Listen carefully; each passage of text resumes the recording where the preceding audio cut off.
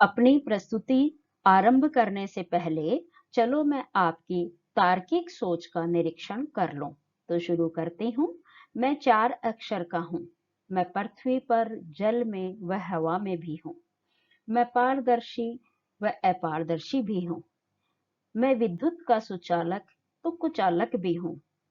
मैं सजीवों में तो निर्जीवों में भी हूँ। बताओ मैं कौन हूँ? आपका समय शुरू होता है और समय सीमा है 10 सेकंड। सही उत्तर है कार्बन। आज का हमारा टॉपिक है बच्चों, वायरस में उत्परिवर्तन, म्यूटेशन इन वायरस। इससे पहले वाले अभ्यास प्रश्न में मैंने विस्तार से बताया था कि ये जो म्यूटेशन होते हैं, उत्परिवर्तन, ये 2 प्रक्रियाओं के द्वारा होता है, एंटीजेनिक ड्रिफ्ट और एंटीजेनिक शिफ्ट। ड्रिफ्ट के बारे में हम पहले वाले अभ्यास प्रश्न में कर चुके हैं, उसका विस्तार से अध्ययन। फिर भी ये 2 चित्र आपको दिखाई दे रहे हैं। पहले में दिखाया गया है एंटीजेनिक ड्रिफ्ट को, जो कि एक धीमी गति से चलने वाली प्रक्रिया है। जैसे वायरस ए है, समय के बाद इसमें कुछ बदलाव आ जाते हैं इसके आंतरिक और बाह्य संरचना में। इस बदलाव को बोलते हैं बेटा एंटीजेनिक ड्रिफ्ट। ठीक है। तो एंटीजेनिक शिफ्ट जो है वो एक तीव्र गति से चलने वाला बदलाव है। उसके आनुवांशिक गुणों में, उसके जो आनुवांशिक संरचना होती है उसमें भी बदलाव आ जाता है। और ये एक ही वायरस के 2 रूपों के मिलने से आती है, या फिर 2 भिन्न वायरसों के आपस में मिलने से ये परिवर्तन देखने को मिलते हैं। जैसे यहाँ चित्र में वायरस ए और वायरस बी दिखाए हैं। इनकी सतहों के ऊपर जो ये प्रोटीन, जिनको हम एंटीजेंस बोलते हैं, ये दिखाई दे रहे हैं। जब ये दोनों वायरस किसी होस्ट सेल में मिलते हैं तो ये तीसरा वायरस सी तैयार करते हैं, जिसके अंदर इन दोनों के ट्रेट्स या इनसे भी भिन्न लक्षण देखने को मिलते हैं। उसको हम बोलते हैं म्यूटेशन। ठीक है। इन्फ्लुएंजा उपभेद लगातार उत्परिवर्तित हो रहे हैं, लगातार म्यूटेटिंग कर रहे हैं। इन्फ्लुएंजा स्ट्रेन के आनुवांशिक संरचना में एक छोटे बदलाव को क्या बोलेंगे? Antigenic drift. और अगर उसमें कोई बड़ा बदलाव आ जाता है तो उसको हम बोलेंगे एंटीजेनिक शिफ्ट। ड्रिफ्ट जो होता है स्लो प्रोसेस है, शिफ्ट जो है वो तीव्र गति से चलने वाली प्रक्रिया है। एंटीजेनिक शिफ्ट के ऊपर थोड़ा सा हम ध्यान देंगे, इसको समझेंगे। देखिए, वायरस के जीनोम में पुनर्संयोजन, रिकॉम्बिनेशन के वक्त अचानक उत्पन्न है, ये उत्पन्न गलत नहीं, इसको क्या बोलेंगे हम? उत्पन्न होने वाले परिवर्तन को एंटीजेनिक शिफ्ट कहते हैं। शिफ्ट का कारण या तो एक वायरस के विभिन्न स्ट्रेन्स के जुड़ने से होता है, या फिर विभिन्न वायरस के स्ट्रेन्स आपस में जुड़ते हैं तो एक नया रूप बनता है। या तो एक ही वायरस के 2 रूप आगे जाके जुड़ते हैं, या फिर 2 अलग अलग वायरस हैं उनके जुड़ने से बनता है, जैसा कि हमने पहले वाले चित्र में देखा है। नए उपरूप के सतह पर मिश्रित प्रोटीन होगी। जो नया वायरस बनता है उसकी सतह पे जो एंटीजेंस होंगे वो दोनों वायरसों के जो एंटीजेंस है उनसे मिलते जुलते होंगे, और नया भी हो सकता है। सिर्फ इन्फ्लुएंजा वायरस ए में ही एंटीजेनिक शिफ्ट अभी तक देखी गई है बच्चों। ठीक है। प्रश्न ये उठता है बेटे कि कोरोना वायरस म्यूटेटिंग क्यों कर रहा है, उसे क्या जरूरत है? देखिए, इस पैराग्राफ की एक बार हम रीडिंग लगा लेते हैं। एक वायरस जितना अधिक आबादी में फैलता है उतना ही उसमें परिवर्तन होने की संभावना होती है। जब कोई वायरस खुद को रेप्लिकेट करता है, दोहराता है, तो वह अपने गुणों को बदल सकता है। वायरस की आनुवांशिक सामग्री यानी कि जेनेटिक मटेरियल में ये परिवर्तन कहाँ स्थित है, इस पर निर्भर करते हुए वे इसके संचरण, ट्रांसमिशन या सिवियरिटी को भी प्रभावित कर सकते हैं। यह इसके कारण होने वाले लक्षणों में बदलाव ला सकता है, और कुछ बदलाव वायरस को कमजोर भी कर सकते हैं। बात समझने की कोशिश कीजिए बच्चों कि जब ये कोरोना वायरस ज्यादा लोगों के बीच में जाता है तो इसमें अपने आप ही कुछ नए परिवर्तन आ जाते हैं, बहुत जल्दी बढ़ता है ये। और कई बार तो ये जो परिवर्तन होते हैं वो इतने ज्यादा गंभीर हो जाते हैं।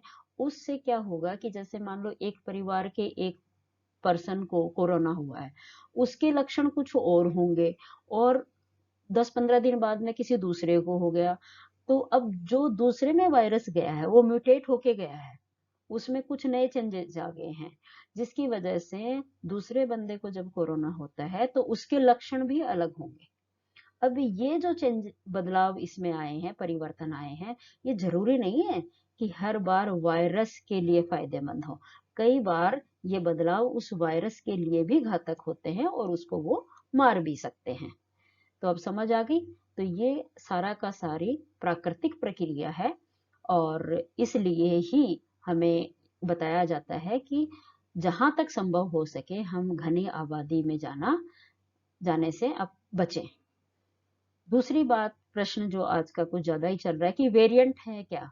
बदलाव, जो भी चेंज आ गया किसी भी जीव के अंदर, उसी को हम क्या बोलेंगे? वेरिएंट्स। 2019 में वुहान चीन में महामारी फैलने के बाद से दुनिया में सार्स कोविड 2, इसकी फुल फॉर्म क्या होएगी? Severe acute respiratory syndrome corona virus 2 के कई रूप हो सकते हैं। विश्व स्वास्थ्य संगठन WHO, वर्ल्ड हेल्थ ऑर्गेनाइजेशन की एक रिपोर्ट के अनुसार नुकसान पहुंचाने की सबसे अधिक संभावना नए वायरस वेरिएंट को वेरिएंट ऑफ कंसर्न कहा जाता है। मतलब कि जो वायरस सबसे ज्यादा घातक होता है, खतरनाक होता है, उसको हम क्या बोलेंगे? Variant of concern. ठीक है।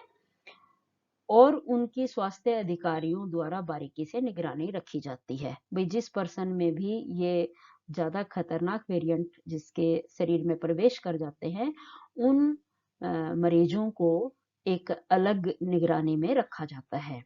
हाल ही में WHO ने वेरिएंट के नाम के लिए Greek alphabet, alpha, beta, gamma, delta आदि से युक्त लेबल का उपयोग करने का प्रस्ताव रखा था। विश्व स्वास्थ्य संगठन ने कहा कि अगर हम इन वायरसों को अल्फा, बीटा, गामा के नाम से जाने, तो आम जनता जो वैज्ञानिक समुदाय से नहीं है, उन्हें विज्ञान की समझ नहीं है, वो इन नामों से उनमें भेद आसानी से कर सकेंगे और उनके बारे में चर्चा भी कर सकेंगे। इसलिए अभी सुझाव दिया गया है कि जो बदलता जा रहा है उसके नाम भी नए नए रखे जाएं। अब देखो, एक चित्र के माध्यम से मैं आपको बताने की कोशिश करूंगी कि जब शुरुआत में कोरोना था तो ये ऐसा था। इसके सतह के ऊपर जो प्रोटीन, जिनको हम एंटीजेंस बोलते हैं बेटे, वो बिल्कुल नुकीले दिख रहे हैं आपको, और इसका जो रंग है वो भी हल्का नीला और थोड़ा सा जामुनी सा दिख रहा है। पर अब जो इसका नया वर्जन आ गया डेल्टा, हालांकि आजकल तो डेल्टा प्लस भी आ गया है, पर हम डेल्टा तक ही अगर बात करें तो इसकी सतह कैसी हो गई? ब्लू, जो नीली और बैंगनी से यहाँ बिल्कुल हरी दिखाई दे रही है, और जो एंटीजेंस इसके ऊपर आ गए हैं ये पीले रंग के दिख रहे हैं, कुछ बीच में ब्लू भी है, कुछ लाल भी आ गए हैं। तो ये जो बदलाव आ गया इनकी सतह पे, इसी को हम वेरिएशन कहते हैं बच्चों। मेरे ख्याल में ये समझ आ गया होगा। और जो अभी विश्व स्वास्थ्य संगठन ने सुझाया था, इनके ऊपर भी देखो आप, मान लीजिए जो अल्फा है वो नीले रंग का है और इसकी सतह पे एंटीजेंस की संरचना ऐसी है। कुछ समय बाद में इसमें परिवर्तन आया, बन गए बीटा, रंग बदल गया, सतह के ऊपर प्रोटीन की संरचना में कुछ बदलाव आया। आप सीधा रंग पे ही फोकस करो। और जब इसमें बीटा में कुछ वेरिएशन आई तो क्या बन गया? गामा। फिर से रंग बदल गया, कुछ इसके आनुवांशिक लक्षणों में भी परिवर्तन आया होगा।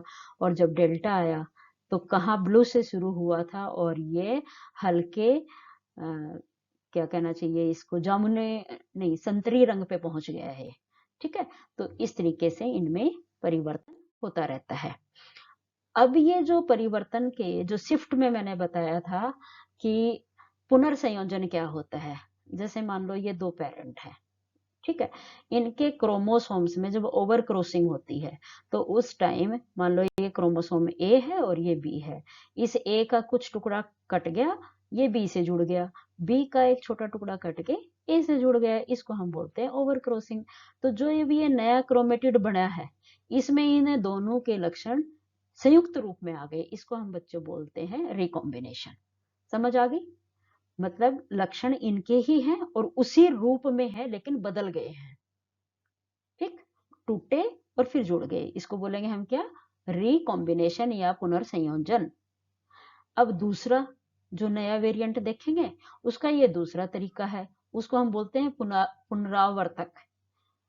पुनरावर्तक क्या कैसे बोलेंगे? जैसे मान लो एक ये है वायरस और एक ये दो वायरस दूसरा है, जब इन दोनों की आपस में क्रॉसिंग होती है तो इनके आंतरिक संरचना पूरी बदली हुई दिख रही है। ये कैसा है? हल्का हरा नीला दिख रहे हैं इसके जो क्रोमेटिड्स, आप सपोज कीजिए, और इसके क्या दिख रहे हैं? जामुनी कलर के।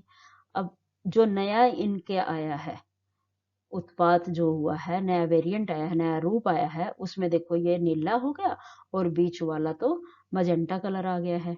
तो इस प्रक्रिया को हम बोलते हैं पुनरावर्तक। और ये दोनों ही प्रक्रिया किसमें? एंटीजेनिक शिफ्ट में होती हैं। बहुत जल्दी परिवर्तन होते हैं और बड़ी अनुपात में होते हैं। प्यारे बच्चों, अब आपकी बारी आती है। मेरा पहला प्रश्न है, सार्स कोविड 2 के आनुवंशिक पदार्थ का नाम बताइए। आपके विकल्प हैं ए लंबा आरएनए स्ट्रैंड, बी छोटा आरएनए स्ट्रैंड, सी डीएनए और आरएनए, डी केवल डीएनए। प्रश्न नंबर 2, क्या विषाणु के अन्य सूक्ष्मजीवों के साथ कोई समानता है? प्रश्न नंबर 3, कोविड-19 की पहली बार पहचान कब की गई थी? प्रश्न नंबर 4, पुनर्संयोजन यानी रिकॉम्बिनेशन और पुनरावर्तन रीअसॉर्टमेंट क्या हैं और वे अपने अस्तित्व के लिए सूक्ष्मजीवों की कैसे मदद करते हैं? बहुत बहुत धन्यवाद बच्चों, शुक्रिया।